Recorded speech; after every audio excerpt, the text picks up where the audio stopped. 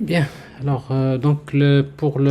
comme je disais la dernière fois, donc on va commencer le cours concernant le design pattern. En fait, la traduction en français, on les appelle parfois les patrons de conception. C'est un cours qui est très important dans le domaine de l'ingénierie logicielle, et notamment concernant la qualité logicielle. Et donc, ça serait pour vous l'occasion, c'est encore important, ça serait l'occasion pour vous, peut-être pour revenir aux fondamentaux. C'est vrai, nous avons beaucoup travaillé avec les systèmes distribués, avec le framework Spring, et vous avez sans doute apprécié la façon avec laquelle Spring facilite le développement d'applications. Mais bien sûr, Spring, c'est un framework. Derrière Spring, il y a beaucoup de conception, il y a beaucoup de design patterns qui sont utilisés. Donc, ce qui fait que le cours design pattern, c'est un cours fondamental, donc aussi bien que la conception et l'orienté objet. Donc, il faut maîtriser. Donc, forcément, pour quelqu'un qui veut généralement prétendre maîtriser, on va dire, le domaine de l'ingénierie logicielle. Alors, voilà. Donc, on va essayer donc de commencer progressivement. Et pour vous, ça serait l'occasion aussi donc de revenir surtout les premières démonstrations, de revenir sur les fondamentaux de l'orienté objet, parce que je pense après la discussion de la dernière fois, donc j'ai vu qu'il y a quelques-uns parmi vous qui ont peut-être un peu, on va dire, qui n'ont pas bien travaillé la partie conception et programmation orientée objet. Et que le cours de design pattern, ça suppose que vous avez déjà en fait bien travaillé ça. Donc je suppose que la majorité, bon, il n'y a pas de problème. Je vais revenir sur les bases et les détails de la conception et la programmation orientée objet. Alors, mais avant ça, on va d'abord présenter c'est-à-dire les design patterns dans l'ensemble. Un design pattern, permet de décrire, il y a un problème qui se produit fréquemment, très fréquemment, dans un environnement, dans l'ingénierie logicielle. C'est-à-dire, à chaque fois que vous voulez concevoir un logiciel, vous allez toujours faire appel à cette problématique, généralement. Et en même temps, il permet de décrire l'architecture de la solution à ce problème. On va dire l'architecture de la solution la plus appropriée à ce problème, de façon à ce que cette architecture ou bien cette solution soit réutilisable plusieurs fois, des milliers de fois. Donc, autrement dit, quand on crée un design pattern, c'est parce qu'il va être réutilisé quasiment dans beaucoup de situations. Alors, donc, on va dire une première définition. Donc, on peut dire que d'une manière générale, les design patterns permettent de décrire avec succès des types de solutions qui sont récurrentes. C'est-à-dire, il y a parfois vous rencontrez un tel problème. En fait, les gens qui ont travaillé dans le domaine de l'ingénierie logicielle, ils ont souvent fait face à des problématiques. Ben, ils ont cherché des solutions. Bon, la première solution, la deuxième, la troisième, avec l'expérience, avec un peu plus d'expérience, on commence parfois à tomber sur des bonnes pratiques. C'est-à-dire, quelle est la meilleure façon. On tombe sur la meilleure façon de résoudre tel problème, la meilleure façon de concevoir un tel type de problème.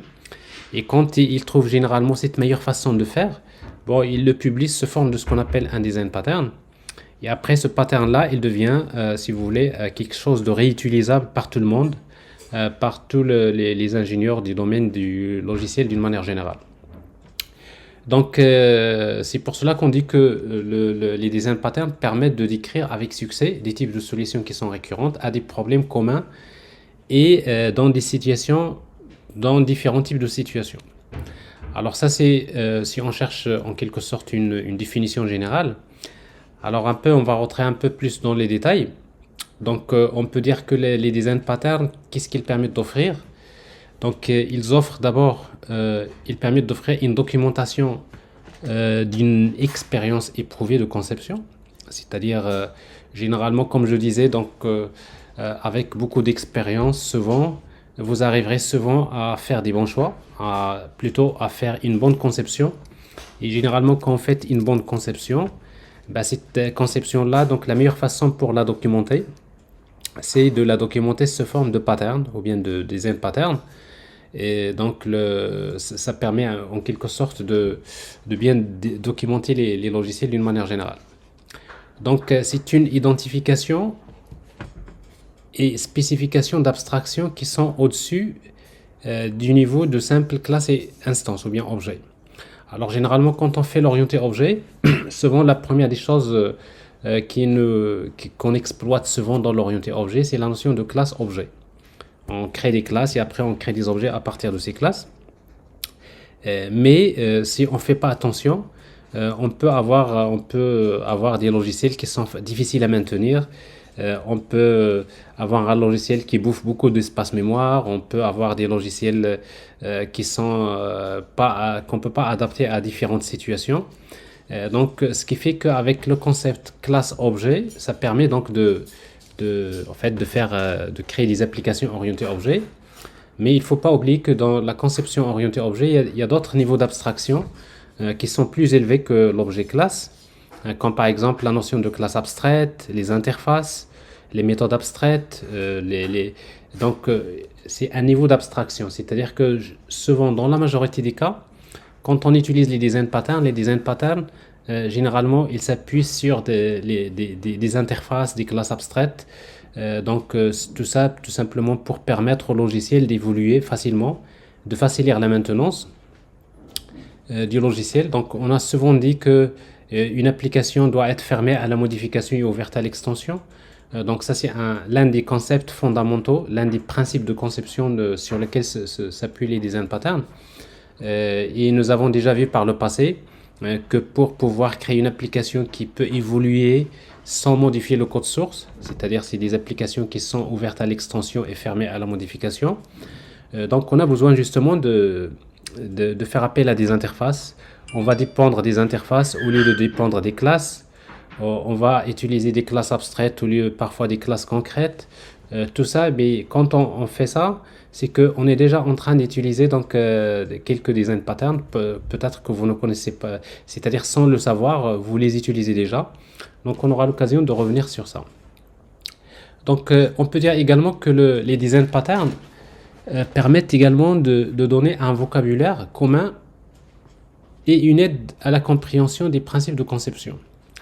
Alors, donc vous avez, avec les design patterns, vous avez en quelque sorte avec les patterns, vous allez commencer à prendre un vocabulaire commun d'une manière générale aux ingénieurs logiciels d'une manière générale. Et donc quand vous êtes dans ce domaine de l'ingénierie ou bien de l'industrie du logiciel, donc vous allez beaucoup entendre on va dire les ingénieurs parler des patterns. Ici j'ai utilisé le pattern par exemple stratégie, là il faut utiliser le pattern par exemple composite, là je vais utiliser le pattern décorateur, là je vais utiliser la pattern abstract factory. Vous voyez, donc ça c'est un vocabulaire qui permet donc c'est un vocabulaire qui permet de documenter. C'est un vocabulaire qui permet de documenter donc on va dire c'est pas documenté mais plutôt c'est un vocabulaire qui permet de comprendre facilement c'est-à-dire l'architecture d'un logiciel.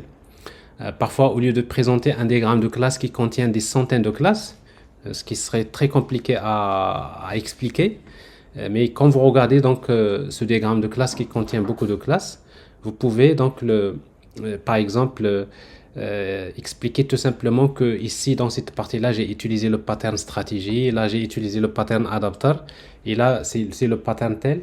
Alors pour les ingénieurs logiciels, quand vous leur dites par exemple j'ai utilisé le pattern adapteur, ben, tout le monde sait ce que c'est le pattern adapteur.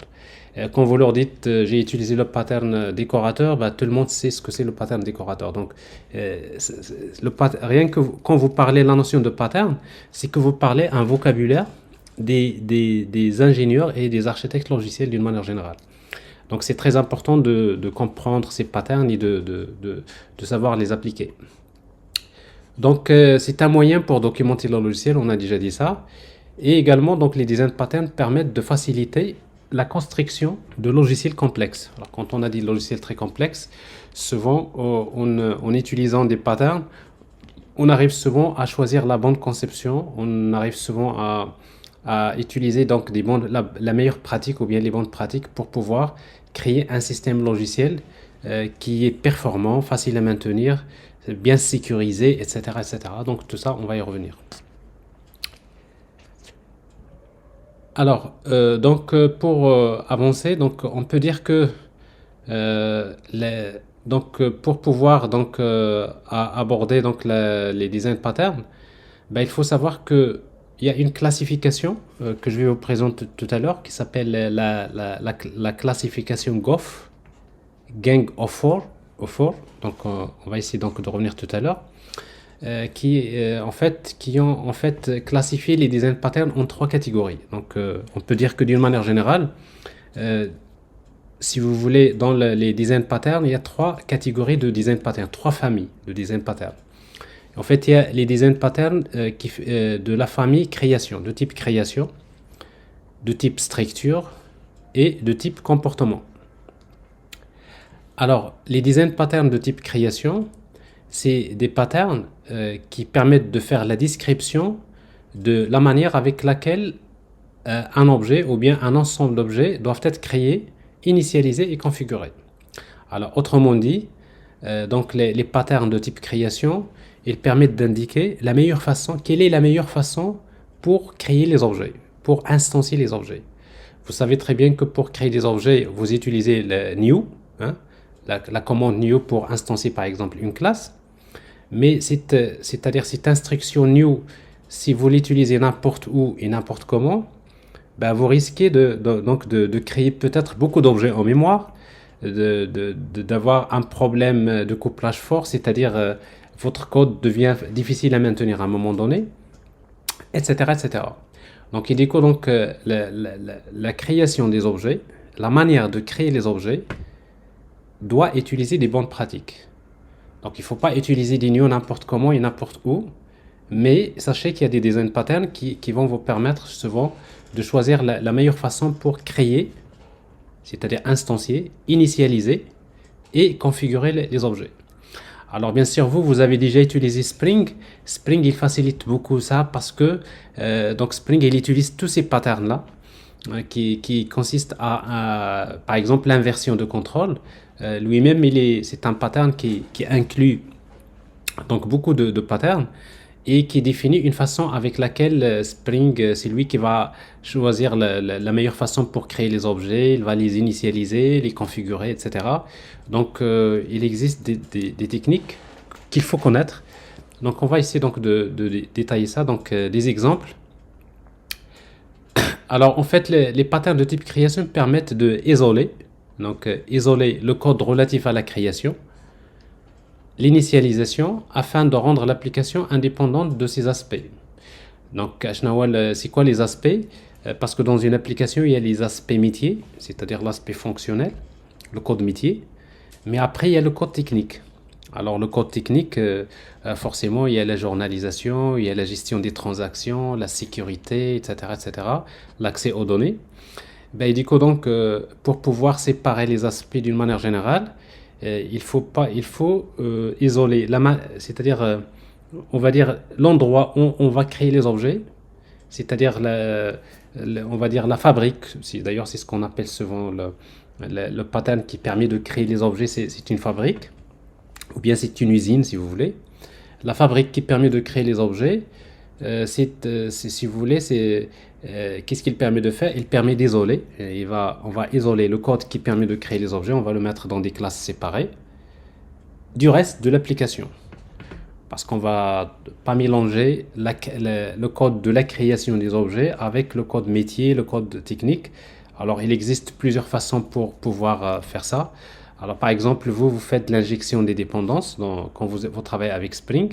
Et bien, tout simplement, l'injection des dépendances, c'est la meilleure façon pour, par exemple, injecter des objets dans le code métier à chaque fois, sans avoir besoin d'instancier, de créer ces objets-là, parce que ces objets-là, ils sont déjà créés au démarrage de l'application, ils sont déjà stockés dans un contexte. Et ces objets-là, on peut toujours les réutiliser, les injecter donc dans les autres aspects de l'application.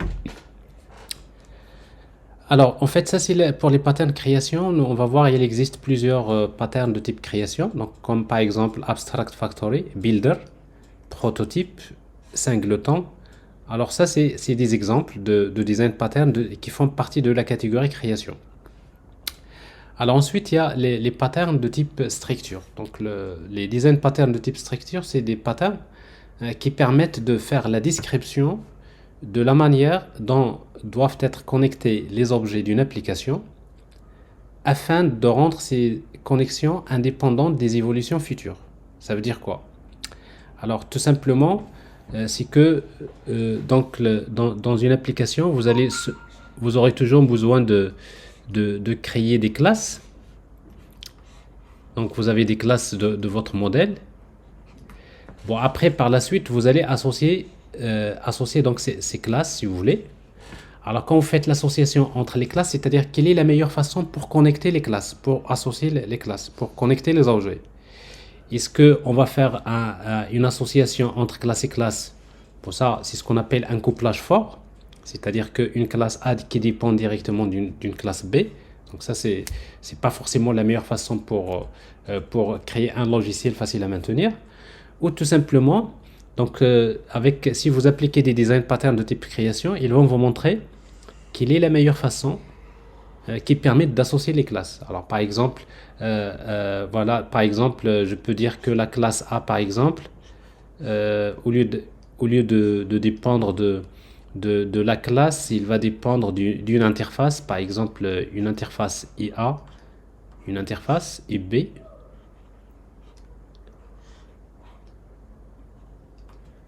Et après, donc, cette interface-là, elle va être implémentée par exemple, la classe B. Alors ça, on a déjà vu ça. Donc c'est quoi ça? C'est le couplage faible. C'est-à-dire, au lieu de dépendre d'une classe, on va dépendre d'une interface. Et quand vous avez une classe qui dépend d'une interface, ben, ça veut dire que cette classe peut fonctionner avec n'importe quelle classe qui implémente cette interface. Par exemple, ici j'ai la version B, et le jour où vous voulez créer une deuxième version de la classe B, que vous allez appeler B2, qui implémente la même interface, et bien tout simplement ici vous avez la classe A, c'est-à-dire que du moment qu'il dépend d'une interface, ben, il peut fonctionner avec la classe B à un moment donné, et dans un autre instant donné, il peut fonctionner avec la classe B2 sans avoir besoin de modifier le code source de la classe A. Alors ça, c'est tout simplement pas, c'est un exemple, on a déjà vu ce cas-là. Souvent dans les design patterns, il y a des principes de conception. Alors parmi les principes de conception qui sont très, très, très courants, c'est de dire dépendez d'une interface et non pas une implémentation. C'est-à-dire dépendez d'une interface et non pas une classe. Donc ça, c'est le principe du couplage faible. Donc on va toujours revenir. Il y a beaucoup de design patterns. Il y a beaucoup de design patterns qui utilisent donc ce principe de couplage faible. On va dépendre des interfaces au lieu de dépendre des classes directement. Et bien tout simplement, pourquoi? C'est pour rendre ces connexions et ces relations indépendantes des évolutions futures. C'est-à-dire le jour où vous allez ajouter une nouvelle version, une nouvelle classe. Ça, c'est une extension. Une nouvelle classe qui implémente l'interface. Et ben, on ne va pas modifier le code source de la classe A parce que la classe A, il dépend de l'interface, il ne dépend pas des classes. Donc ça, c'est un peu la signification. Alors en tout cas, les design patterns de type structure, souvent, on les décrit avec un diagramme de classe. Donc, et dans le diagramme de classe, on va montrer, voilà, est-ce que, par exemple, ici on va préférer l'héritage, là on va préférer une association, là on va préférer d'utiliser une interface, etc. Donc, il existe plusieurs design patterns qui vont vous montrer quelle est la meilleure façon que vous pouvez utiliser dans votre logiciel pour associer les classes, pour connecter les objets entre eux, de façon à ce que votre logiciel puisse évoluer dans le futur sans avoir besoin de modifier le code source, donc c'est-à-dire indépendant des évolutions futures. Bon, il existe plusieurs design patterns si vous voulez, connus dans la catégorie structure. Donc, on peut citer par exemple ici le pattern adapteur, composite, bridge, décorateur, façade, proxy, etc. Alors, tous ces patterns-là, donc on aura l'occasion de les expliquer et de vous montrer comment ils apportent de la qualité au logiciel. Alors, la troisième catégorie donc des design patterns, c'est les patterns comportement. Alors, en fait, les design patterns de la catégorie comportement, c'est des patterns qui vont décrire en fait, la manière avec laquelle les objets vont interagir pour résoudre un problème donné. Alors, autrement dit, donc avec le pattern structure, qu'est-ce qu'on fait? On montre juste la structure du logiciel, c'est-à-dire comment les classes vont être associées entre elles. Est-ce qu'il y a un couplage fort, un couplage faible, est-ce qu'il y a de l'héritage, etc., etc. Donc on montre la structure du logiciel, mais avec les patterns comportement, on va montrer l'interaction, comment les objets de l'application vont interagir entre eux, comment ils vont interagir pour pouvoir résoudre un problème donné. Alors généralement pour décrire le diagramme, plutôt les patterns de type comportement, souvent nous avons besoin d'utiliser un diagramme de séquence, parce que dans le diagramme de séquence, on montre l'interaction entre les objets. Par exemple, vous dites cet objet-là va faire appel à la méthode de cet objet-là, cet objet-là va encore appeler la méthode telle de cet objet, et cette méthode-là va appeler cette méthode, etc. C'est-à-dire quelle est la meilleure façon avec laquelle les objets peuvent interagir, c'est-à-dire chaque objet fait appel à telle méthode d'un autre objet pour pouvoir résoudre un problème donné de la meilleure des façons. Donc il existe plusieurs patterns de type comportement. Donc on peut citer par exemple le pattern stratégie, observer, itérateur, mediator, visitor, state, etc., etc. Alors ça c'est en fait des patterns. C'est des patterns de type comportement. Alors en résumé, donc ce qu'il faut retenir jusqu'à présent, c'est que en fait les design patterns sont classifiés en trois catégories. Donc déjà parce qu'après vous allez vous perdre, il y a beaucoup de design patterns que vous allez étudier, mais à un moment donné, chaque pattern, il faut savoir dans quelle catégorie il est. Donc la catégorie création, c'est-à-dire c'est des design patterns qui montrent la meilleure façon avec laquelle on va créer les objets. La catégorie structure montre la meilleure façon avec laquelle on va associer les classes entre elles pour rendre le logiciel évolutif, c'est-à-dire extensible. Et les patterns de type comportement, c'est des patterns qui vont vous montrer l'aspect dynamique, la dynamique du système, c'est-à-dire comment au moment de l'exécution, comment les objets vont interagir, c'est-à-dire interagir entre eux pour pouvoir résoudre un problème bien déterminé. Est-ce que c'est clair jusqu'à présent?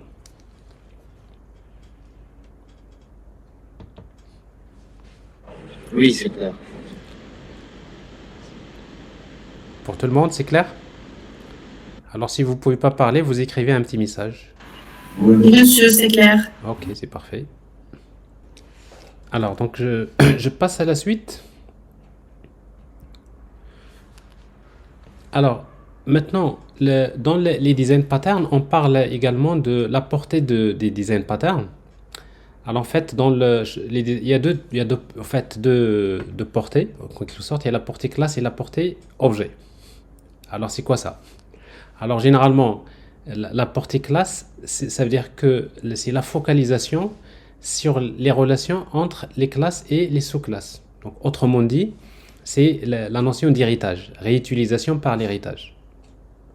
Il faut savoir une chose, bon ça vous le savez déjà, c'est qu'il est en fait, dans l'orienté objet, comment réutiliser les classes.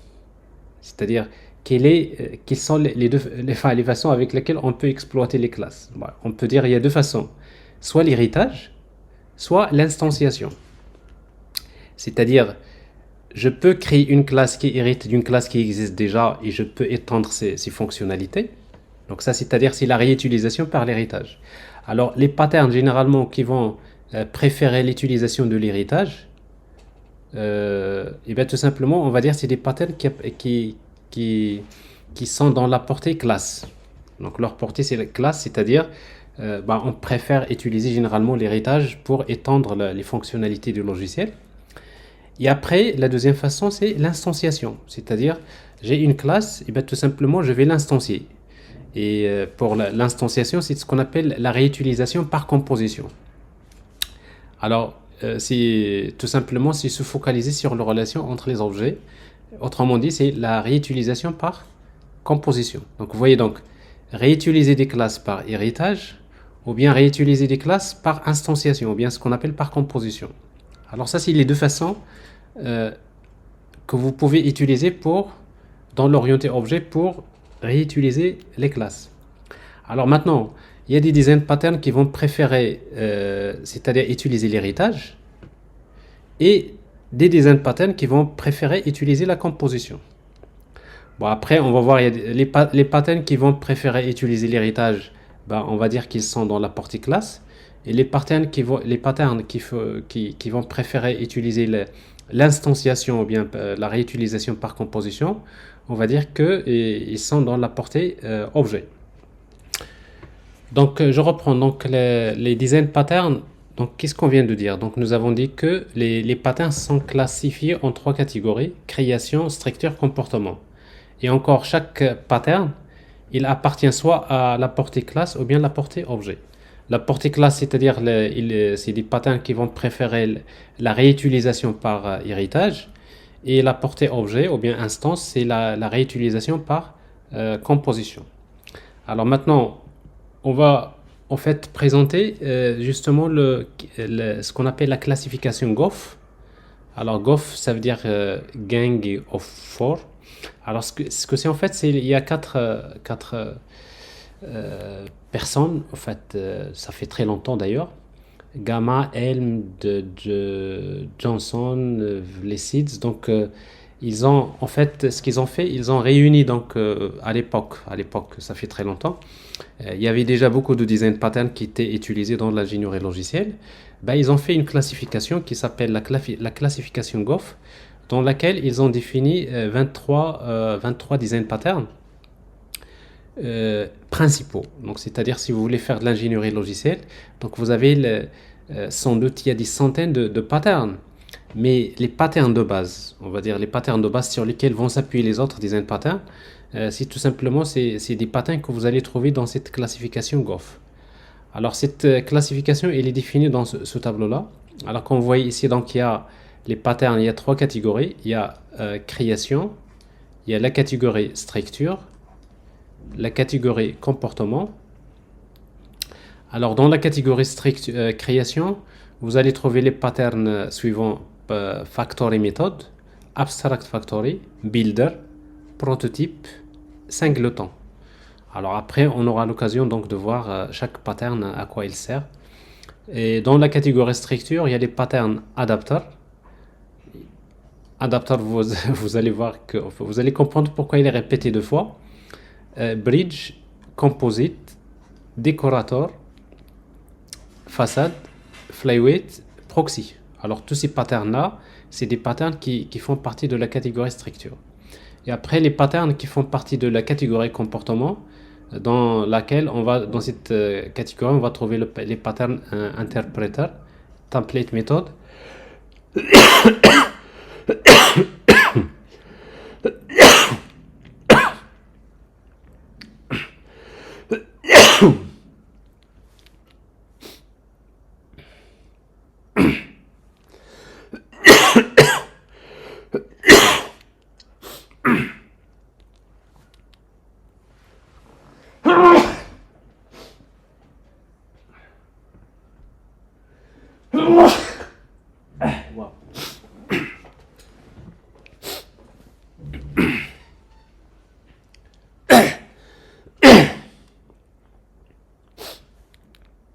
Alors donc dans la catégorie comportement, Donc, on va trouver donc les patterns suivants: interpréteur, template méthode, chaîne de responsabilité, commande, itérateur, médiator, memento, observer, state, stratégie, visitor. Vous voyez donc, alors il y a au total combien de patterns? Vous pouvez les compter, je sais pas. 1, 2, 3, 4, 5, 6, 7, 8, 23. 9, 10, 11. Alors il y a 11 dans la catégorie comportement. 1, 2, 3, 4, 5, 6, 7, 8. Il y a en fait 8 dans la catégorie structure. Donc là, vous avez 11. Là, vous avez 8. Et là, vous avez 1, 2, 3, 4, 5. Donc, au total, ça fait combien? Normalement, si vous faites le total, vous allez trouver, c'est 24, n'est-ce pas? 24. Faut pas 24, compter adapteur de fois. D'accord. exactement. Alors, sauf que vous allez comprendre ici, voilà, le pattern adapteur, il est répété deux fois ici. Pourquoi? Tout simplement parce que chaque pattern appartient à une portée. Alors, vous voyez donc, comme je disais tout à l'heure, il y a la portée classe et la portée objet. Alors, donc, comme vous voyez ici, donc, les patterns qui ont la portée classe, par exemple, factory method, c'est un pattern qui a la portée classe, c'est-à-dire, lui, il va s'appuyer sur l'héritage. Adapter, il a la portée classe. Interpreter et template method, ils ont la portée classe. Vous voyez déjà, il n'y a pas beaucoup de design patterns qui est dans la portée classe. C'est que la majorité des design patterns, ils vont préférer la composition que l'héritage. Parce qu'après, on va revenir à ça. On va en fait, c'est-à-dire, on peut toujours résoudre le problème en s'appuyant sur l'héritage, et on peut le faire en s'appuyant sur l'instanciation. Alors, comme vous voyez, donc, dans la majorité des cas, on va préférer beaucoup travailler, utiliser donc la composition, c'est-à-dire l'instanciation. Alors, comme vous pouvez le constater, dans les autres patterns, c'est dans la catégorie objet. Et vous allez ici, le cas particulier, c'est le pattern adapter. Donc lui, il y a deux implémentations. Il y a une implémentation dans laquelle vous pouvez utiliser l'héritage, et une deuxième implémentation dans laquelle on peut utiliser l'instanciation. C'est-à-dire, le pattern, il est scalé, mais il y a deux types d'implémentation. Une qui va s'appuyer sur l'héritage, et une autre implémentation qui va s'appuyer sur la composition. Donc c'est pour cela que vous trouvez, en fait, le pattern adapter, il est répété deux fois dans cette catégorie, en fait, dans cette classification GOF. Et donc au total, dans la classification GOF, il y a 23 design patterns qu'il faudrait en quelque sorte connaître.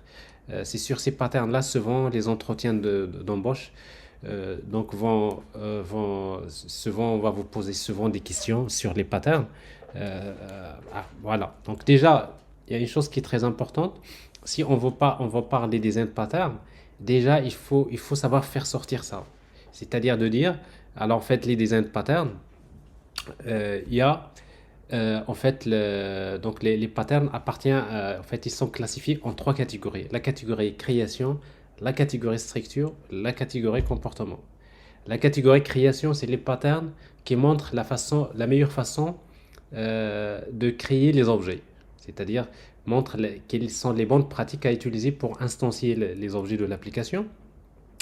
La catégorie structure montre la meilleure façon avec laquelle on va connecter les classes ou bien associer les classes entre elles de façon à ce que le logiciel soit fermé à la modification et ouvert à l'extension. C'est ça, donc le logiciel extensible.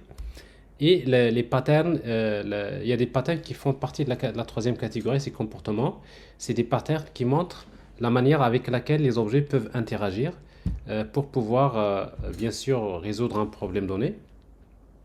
Donc, dans la catégorie structure, on montre la structure de l'objet, c'est-à-dire l'aspect statique de l'application, c'est-à-dire la structure de l'application ou bien l'aspect statique de l'application. Et avec les patterns comportement, on montre la dynamique du système, c'est-à-dire l'interaction ou bien l'interactivité entre les objets. Alors, et après, vous dites donc les patterns, donc il y a deux portées, soit la portée classe, soit la portée objet. Alors, les patterns qui sont il y a des patterns qui préfèrent utiliser l'héritage. Alors, donc, c'est des patterns qui appartiennent à la portée classe et des patterns qui vont préférer la réutilisation par composition. En fait, c'est les patterns qui appartiennent à la catégorie, euh, plutôt à la portée objet. Alors déjà, si vous savez faire sortir ça, c'est déjà très bien. C'est-à-dire que vous avez une visibilité déjà sur les design patterns. Bon, après, par la suite, donc maintenant, on va essayer par la suite de rentrer dans les détails et voir quels sont les patterns les plus importants. Parce que même si vous, dans les 23 design patterns, il y a des patterns qui sont les premiers qui sont les plus importants, qui sont quasiment utilisés dans tous les logiciels. Alors, dans notre cas, nous allons commencer à utiliser d'abord le pattern, donc à utiliser donc dans l'ordre suivant. Bah, on peut choisir un autre ordre. Donc, le pattern donc stratégie, ça c'est très important.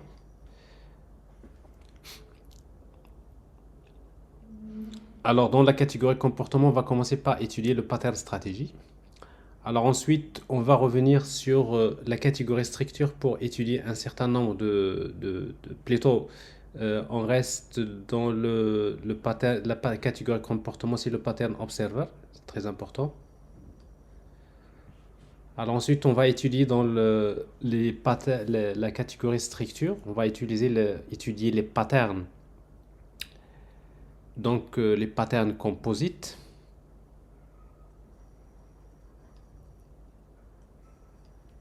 Le pattern décorateur, ensuite le pattern adapter,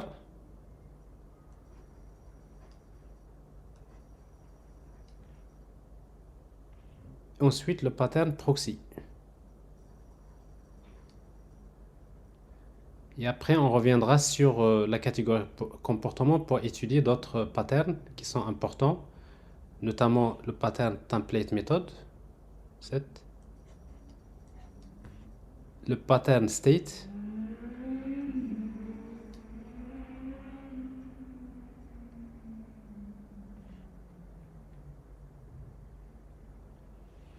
bon après, il faut étudier les patterns de type création. Donc les patterns de type création commencent souvent par le pattern singleton. Bon, généralement, bon ça c'est les plus simples à étudier souvent, donc on les laisse jusqu'à la fin parce que à peu près vous avez déjà une idée là-dessus. Donc ça c'est 8, 9, 10, 11, 12, 13. Alors ça c'est le pattern création. Bon après, si vous faites ça, généralement si vous faites un tour de ça, c'est que ça y est, vous avez vraiment, avec ces 13 design patterns, vous êtes bien armé. Mais après, si vous voulez maintenant, on va dire, joindre l'utile à l'agréable, après vous allez étudier le pattern commande, le pattern mediator,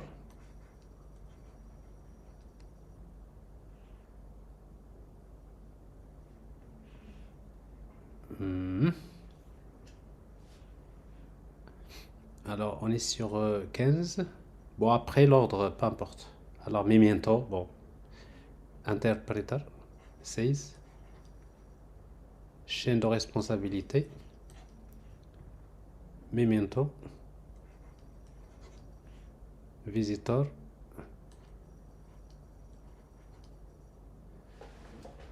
et après vous complétez. En fait, façade c'est important. Je le situerai même avant. Le pattern façade, c'est-à-dire, bon, on va dire, là vous étudiez le 5, 6. Vous pouvez le situer sur le niveau 7.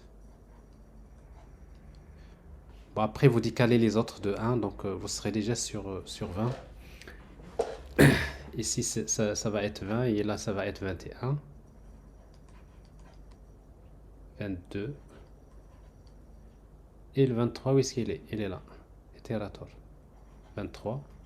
Alors, jusqu'à donc global, vous avez 12 design patterns.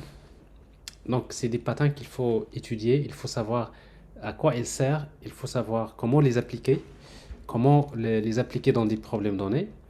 Il faut donc, avec des exemples d'application, on arrivera souvent à comprendre mieux comment construire les logiciels.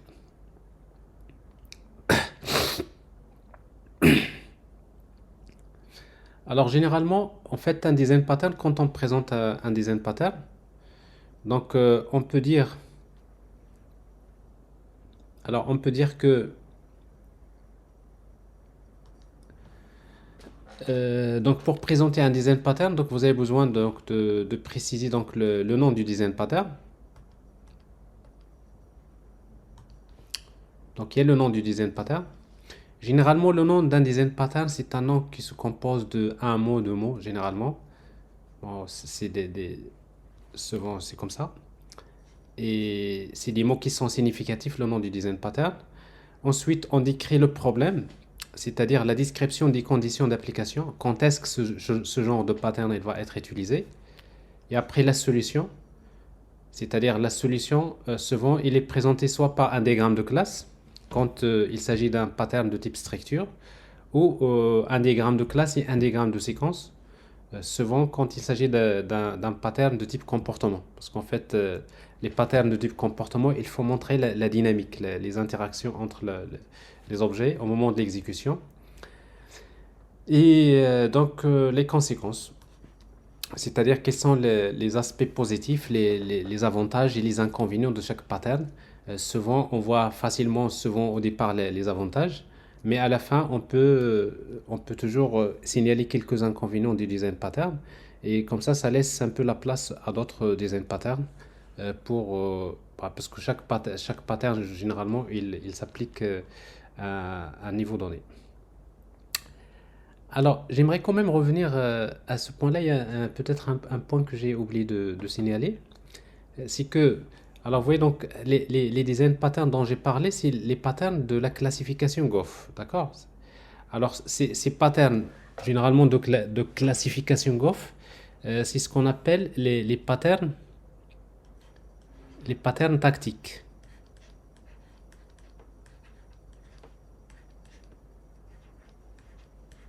Tactiques.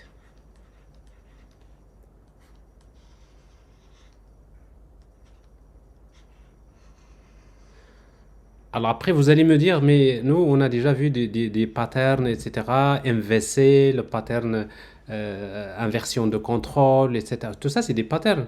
Mais c'est des patterns qui ne sont pas dans cette classification tactique. C'est les patterns tactiques. Donc, c'est des patterns.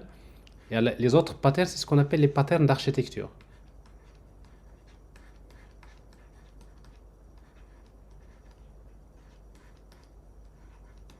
D'architecture.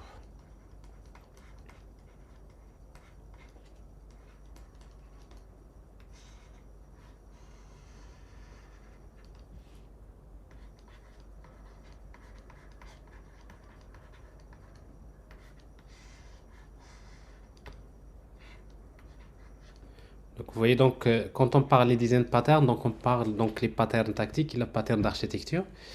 Et les patterns tactiques, donc c'est ces patterns-là de base, c'est-à-dire les patterns de la classification Goff, et les patterns d'architecture, c'est là où vous allez trouver donc les patterns comme MVC, comme par exemple Dependency Injection, comme par exemple l'inversion de contrôle, etc., comme CQRS,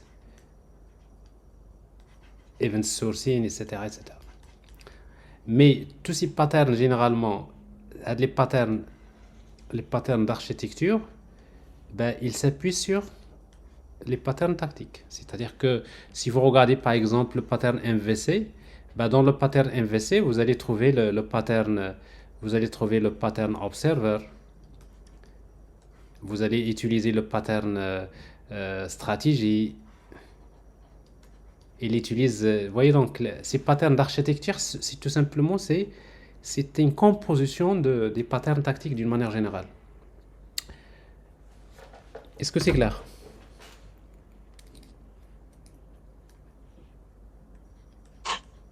Oui, monsieur.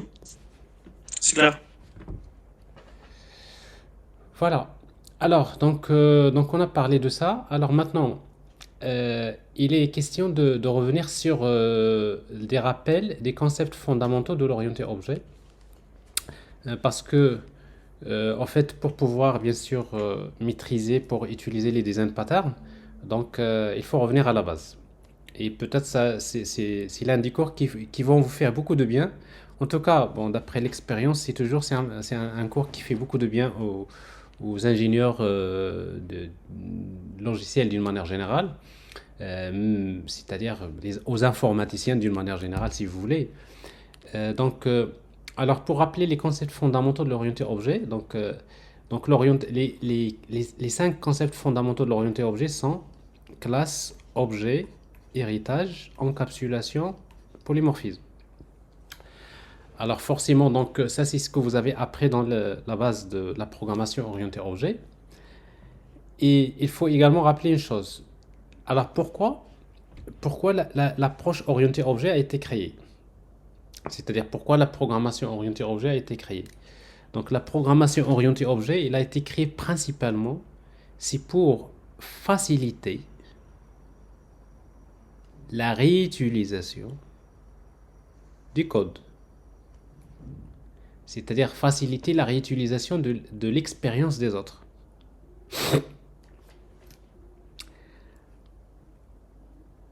Alors comment on va faciliter la réutilisation? Alors dans l'orienté objet, comment on réutilise les classes? Alors on peut les réutiliser par instantiation. Vous avez des classes qui existent déjà, il suffit de mettre new, vous instanciez et vous l'utilisez. Donc ça c'est une réutilisation. Alors quand on instancie les classes dans l'application, on dit que c'est de la réutilisation par composition.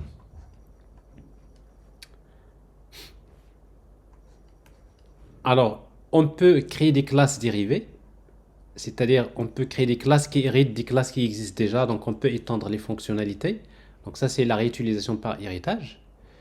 Mais également, il existe une troisième façon pour exploiter les classes. Je ne sais pas si vous pouvez me répondre à cette question.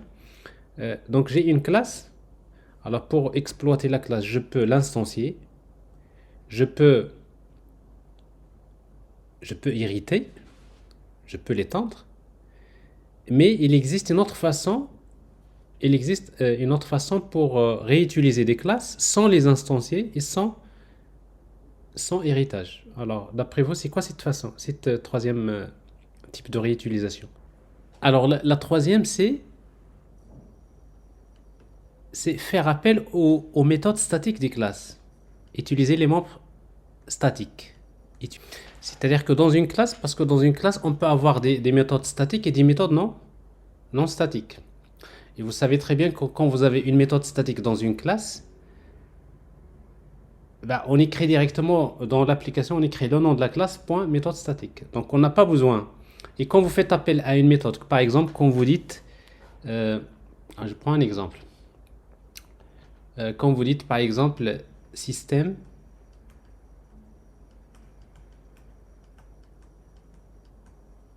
point out, n'est-ce pas? Vous avez souvent écrit ça. Alors donc vous avez utilisé la classe système. Donc vous avez réutilisé la classe système dans votre application. N'est-ce pas? Vous l'avez réutilisé, vous l'avez exploité. Mais est-ce que vous avez créé une instance de la classe système? Non. Donc, Non. vous n'avez pas fait new système. Vous n'avez pas créé un objet de la classe système. Est-ce que vous avez hérité de la classe système? Non. Donc je n'ai pas hérité. Parce que pour hériter de la classe système, il faut créer une classe qui extend système et après vous utilisez la classe. Donc ici, on n'a pas instancié. Également, on n'a pas utilisé l'héritage.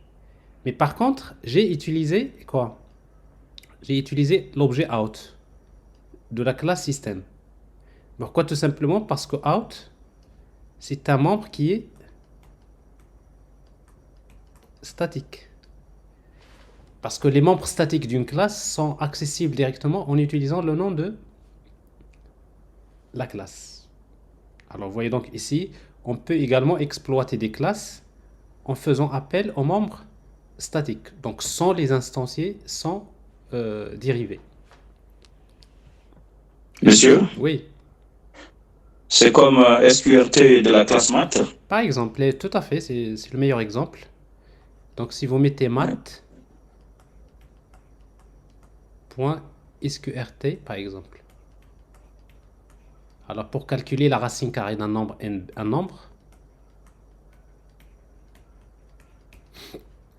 alors vous voyez ici donc vous avez utilisé la classe math, vous l'avez utilisée.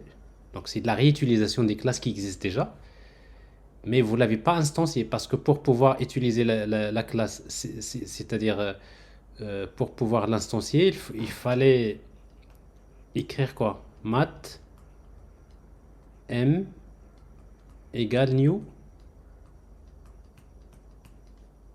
math, n'est-ce pas? Ça, vous instanciez, vous créez un objet de la classe. Et après, vous utilisez m.sqrt.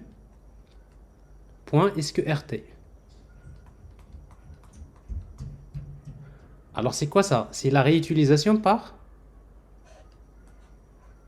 instanciation, par composition. Mais par contre, ici, c'est la réutilisation tout simplement en faisant appel aux méthodes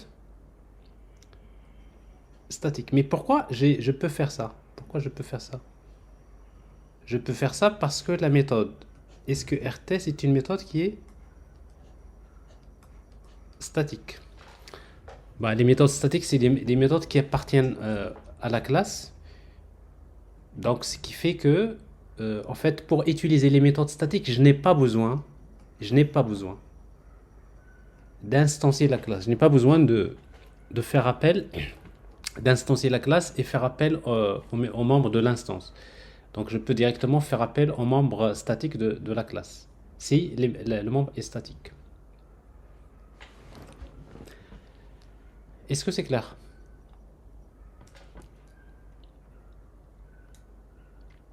Oui, c'est clair. C'est clair. Oui, oui, monsieur. Voilà. Alors, bon, on n'oublie pas ça. Donc, ça, c'est la base de l'orienté objet. Alors maintenant, donc, pour faciliter la réutilisation, donc on peut instancier des classes, on peut hériter des classes, on peut utiliser les membres statiques des classes. Mais après, il y a les frameworks. Alors, pour faciliter la réutilisation des bibliothèques, donc on fait appel à des frameworks. Vous avez utilisé Hibernate, vous avez utilisé Spring, etc. Tout ça, c'est des frameworks. Fait un framework, c'est un ensemble de bibliothèques, un ensemble de classes qui sont mises à disposition à l'application et qui permettent de faciliter la création des applications d'une manière générale. Donc ça, je ne vais pas y revenir. Alors, donc, pourquoi l'approche orientée objet a été créée? C'est pour faciliter la réutilisation de l'expérience des autres, c'est-à-dire faciliter la réutilisation du code, créer des applications faciles à maintenir. Ça, c'est très important.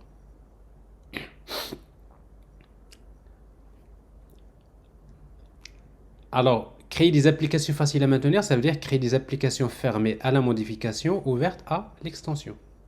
C'est-à-dire, avec l'orienté objet, il est possible de créer des applications qu'on peut faire évoluer, c'est-à-dire on peut ajouter des fonctionnalités dans l'application sans avoir besoin de modifier le code source de l'application.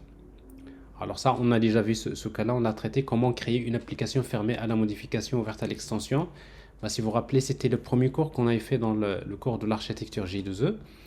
Et justement, donc, tous les design patterns, généralement, ils vont prendre en considération la maintenance. Parce que la maintenance, c'est quelque chose de très important. Comment créer un logiciel, c'est bien.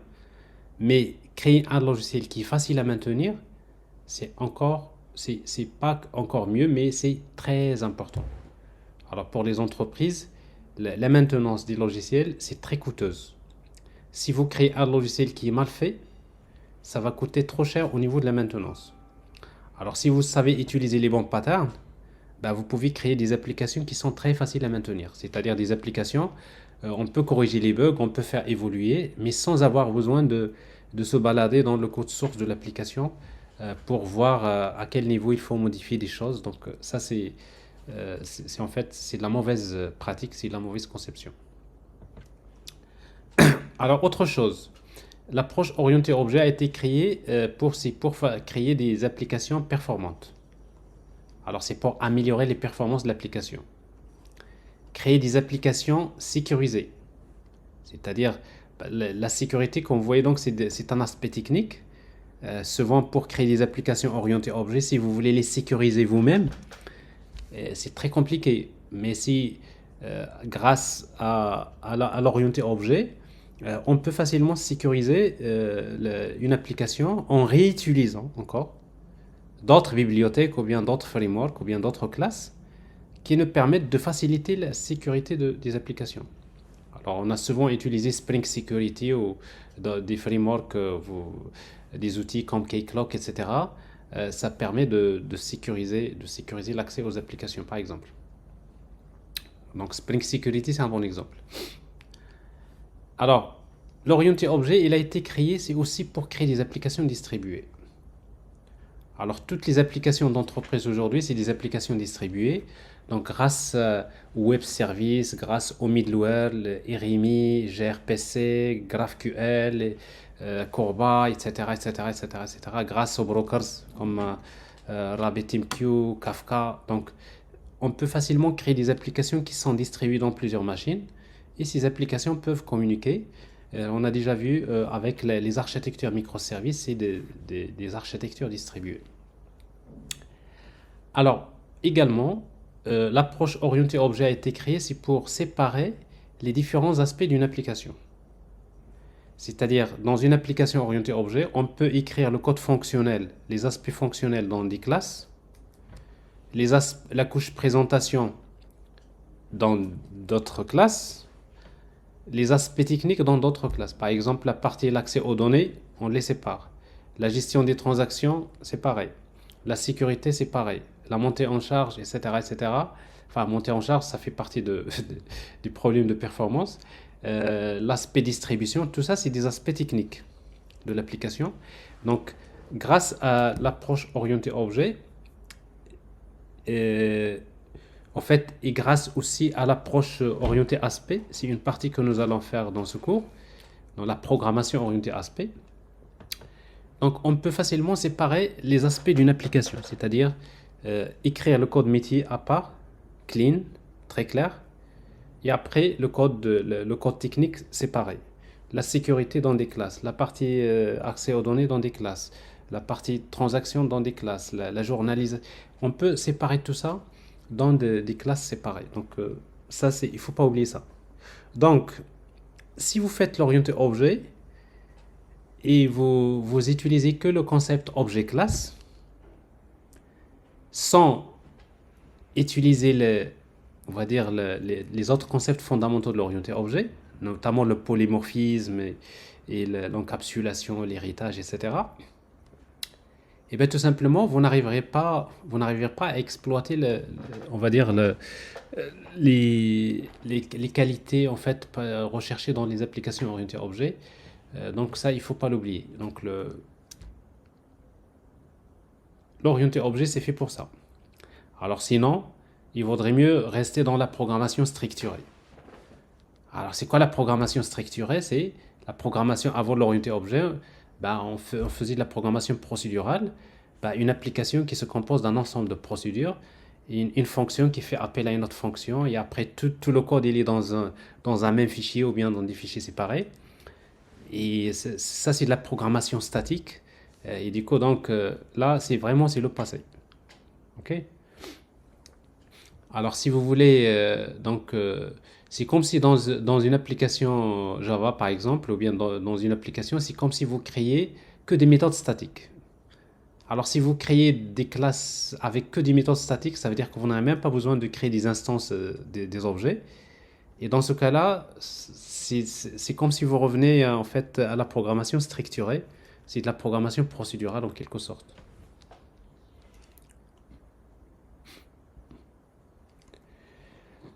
Alors, un petit rappel sur l'héritage et la composition.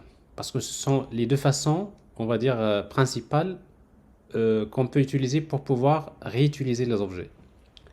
Alors, dans la programmation orientée objet, l'héritage et la composition sont deux moyens qui permettent la réutilisation des classes. D'abord, l'héritage traduit le concept éteint ou bien est une sorte de. Ça veut dire quoi? Quand vous dites par exemple un étudiant est une personne. Étudiant,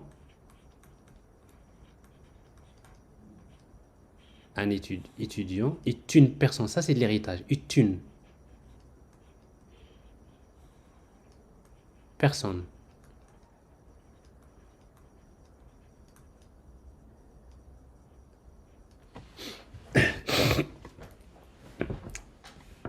Alors ça traduit l'héritage. L'héritage, il traduit ça. Éteint est une sorte de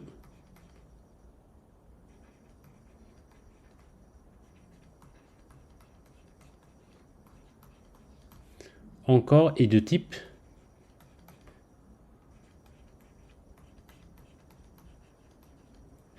alors quand on a dans le problème des choses comme ça, donc tout simplement c'est de l'héritage. Par exemple, si vous dites un compte épargne est un compte bancaire. Compte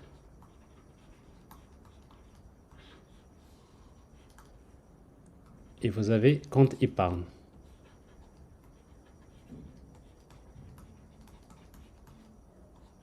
Un compte épargne est un type de compte ou bien est un compte bancaire. Alors ça c'est en fait l'héritage. Et après la composition traduit le terme à un ou bien à plusieurs. Par exemple, en fait, un étudiant par exemple est inscrit dans plusieurs modules. Un étudiant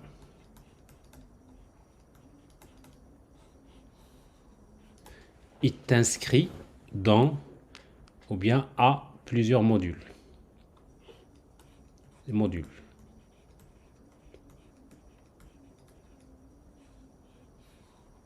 Alors ici donc c'est une association, c'est une composition.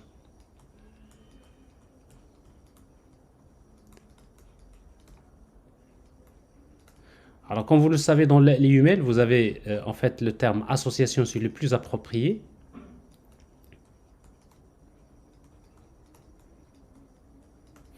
Donc association, et dans association en fait parfois il y a l'agrégation et la composition.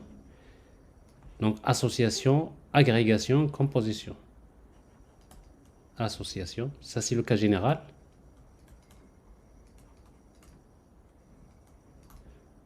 Agrégation.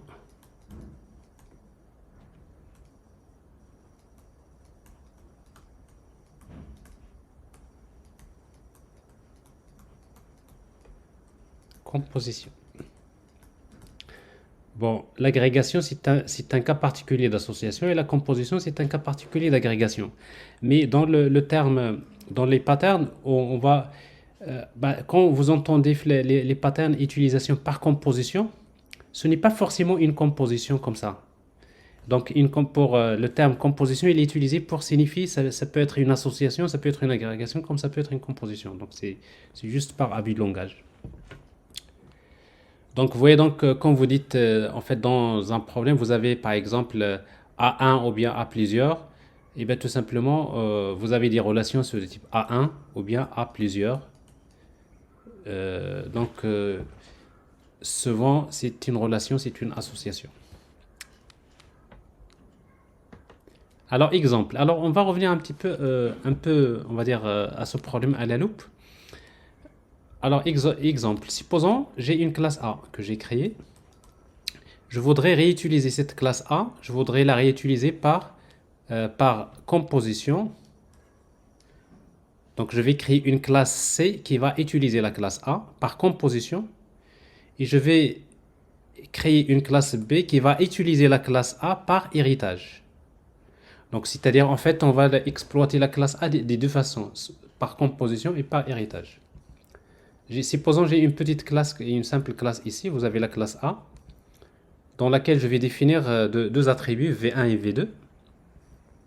Je vais créer une méthode, par exemple une méthode 1 qui permet de retourner la valeur, quand j'appelle méthode 1, elle va me retourner V1 plus V2. Bon, ça c'est la classe A, une simple classe. Après, maintenant je vais créer la classe par héritage. Je voudrais exploiter la classe A par héritage. Alors pour l'exploiter par héritage, donc je devrais créer une autre classe B, extend A, qui hérite de la classe A. Et quand on hérite d'une classe, on peut ajouter, on peut étendre les fonctionnalités. Par exemple, je vais ajouter un autre attribut V3. C'est comme si je dis que B est une sorte de A, mais qui possède encore une variable V3, ou bien un attribut V3. Et après, je vais créer une méthode 2. Et dans méthode 2, je vais afficher tout simplement, je vais appeler la méthode 1, super.méthode 1, ça veut dire je fais appel à la méthode super. Alors super, c'est-à-dire c'est l'objet de la classe parente, c'est-à-dire A. Point méthode, c'est-à-dire je fais appel à la méthode de la classe A que je vais multiplier par V3. Alors ici donc je suis en train de réutiliser la méthode 1. Je suis en train de réutiliser méthode 1 qui est définie dans la classe A, mais par héritage. C'est par extension. Alors ça c'est la réutilisation par héritage que vous connaissez. Et après je vais faire la même chose par composition.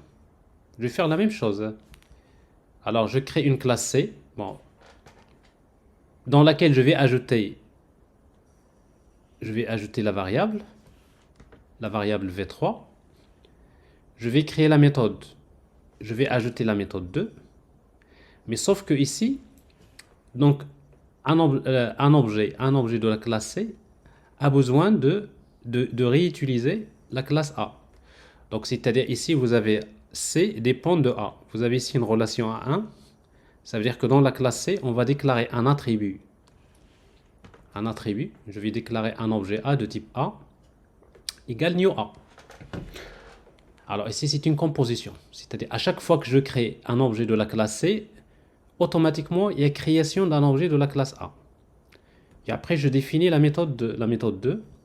Et dans la méthode 2, je fais appel tout simplement à system.out.print A, l'objet A. Vous voyez donc l'objet A. Ici, point méthode. Donc c'est-à-dire je fais appel à la méthode 1 de l'objet A multiplié par V3. Alors je suis en train de réutiliser la méthode 1. La méthode 1, je suis en train de la réutiliser par composition. C'est-à-dire je fais appel à la méthode d'un objet que j'ai créé moi-même. New. Ici, je réutilise la méthode d'une classe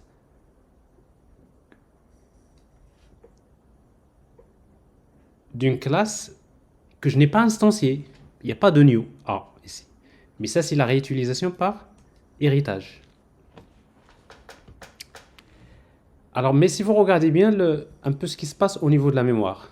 Alors, par exemple, pour réutiliser, par exemple, quand vous voulez instancier la classe B, alors vous dites B, je veux utiliser la classe B maintenant. B égale new B. Donc, je crée un objet de la classe B. Alors, qu'est-ce qui se passe quand vous créez un objet de la classe B? Alors, c'est parce que la classe B hérite de la classe A.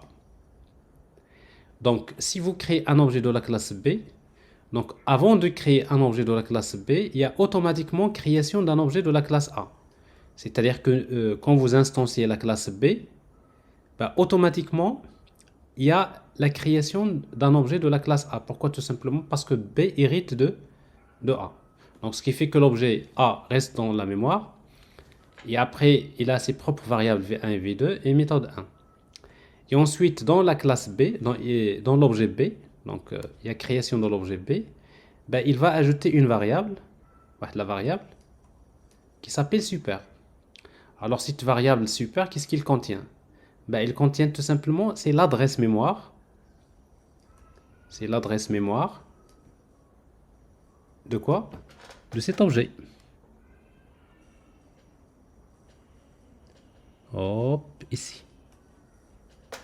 C'est-à-dire que vous avez ici un objet B que vous avez créé, Mais dans cet objet B-là, vous avez une référence vers l'objet A.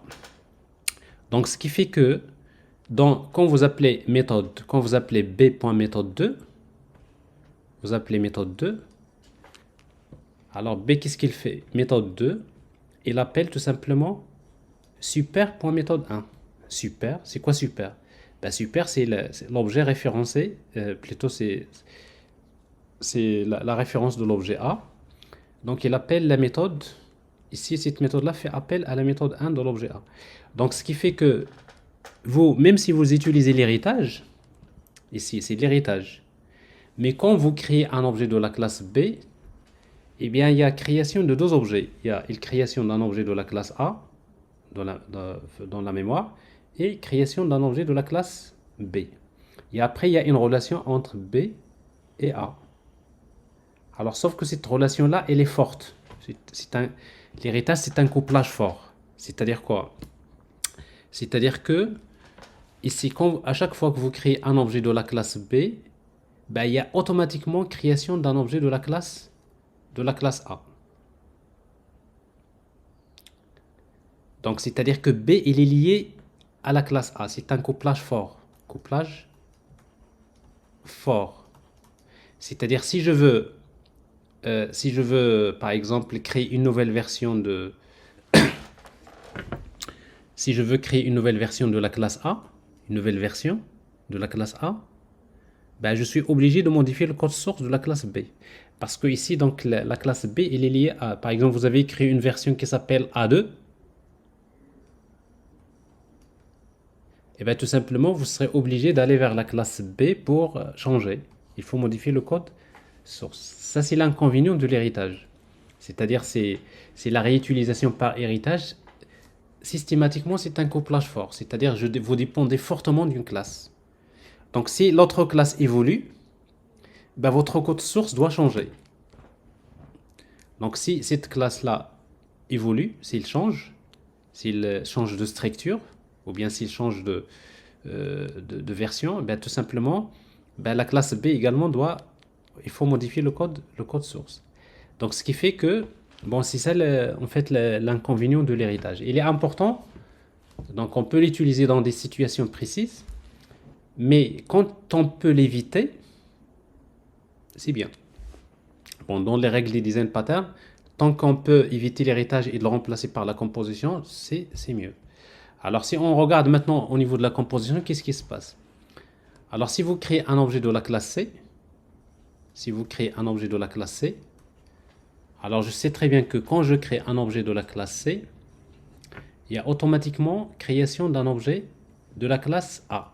Mais là, c'est pas automatiquement. Cette fois-ci, c'est moi qui crée c'est-à-dire, au moment de la création de C, on crée l'objet de la classe A. Ici, c'est du couplage fort également.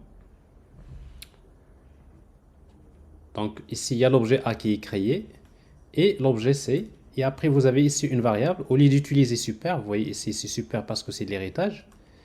Ici, il y a une variable que j'ai créée moi-même et dans laquelle il y a une référence vers l'objet de la classe A.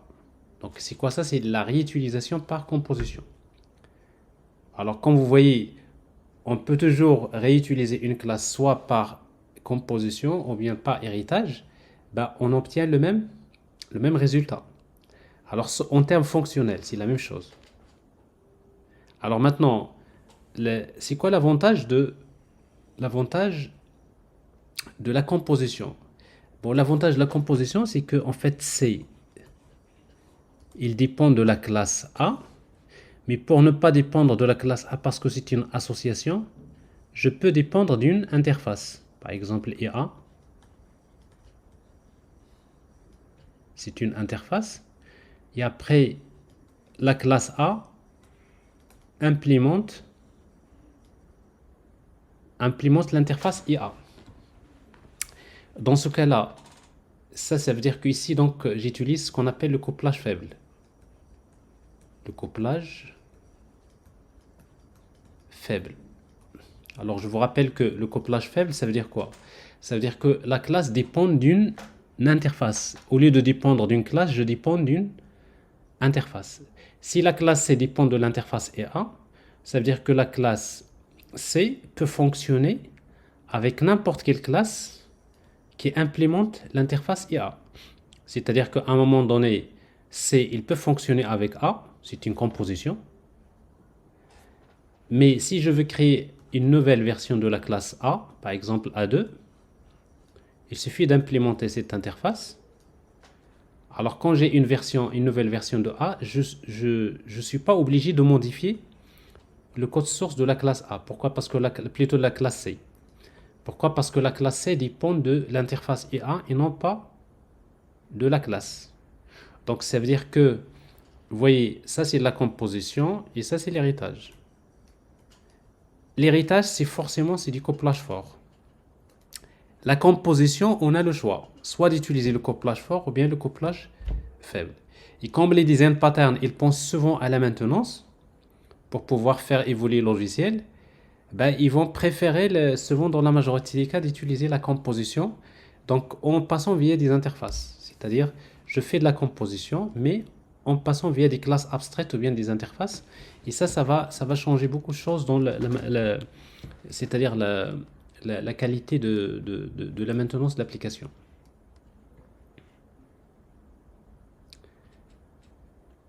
Est-ce que c'est clair?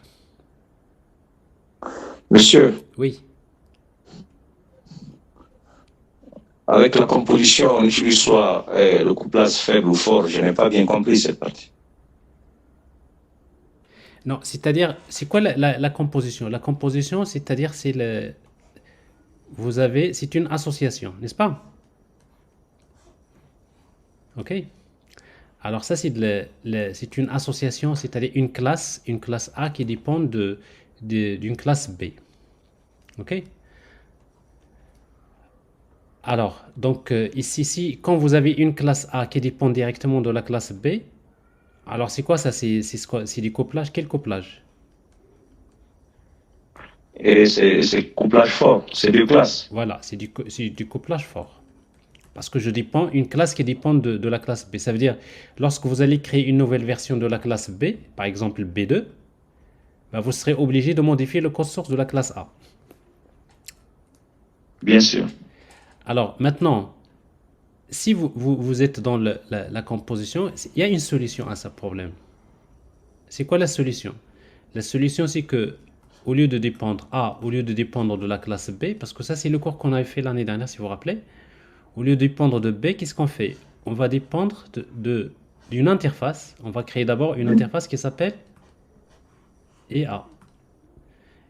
Donc ça c'est une interface. Et après, la classe A, c'est une implémentation. C'est une classe qui implémente l'interface EA.